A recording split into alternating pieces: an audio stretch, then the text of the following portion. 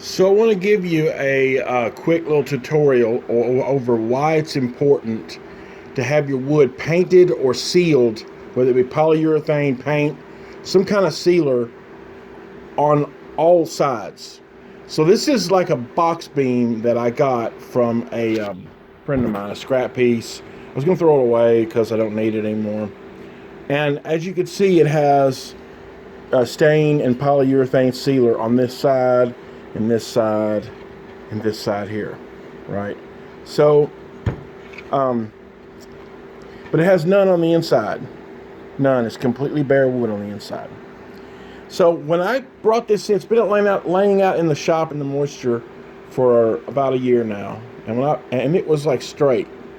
In other words, the same gap here was the same gap up here, which it can't get in there now. Okay, so I brought it in the house the past 3 days for kindling. I was going to throw it on the fire, and I just haven't yet done it. But it's laid in here for 3 days, and it's dried out from this wood burner. Creates an enormously dry condition, much more than a regular gas furnace does.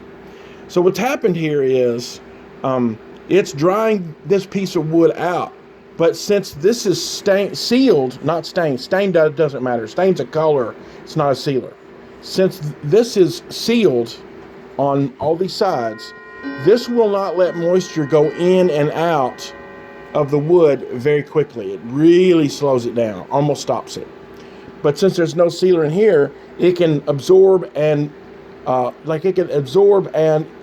extract, absorb and give off moisture, take it in and out really quickly because there's no sealer on it. So since this has been in a very dry environment, look how it has, here's a good example of how wood moves.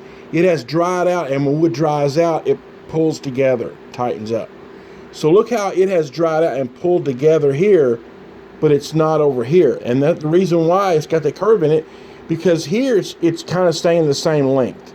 It's not really changing much. But over here, where there's no sealer on it, it's really pulling and drying up. And the same way here, it's really pulling and drying up. But here there's sealers, so it's not really changing.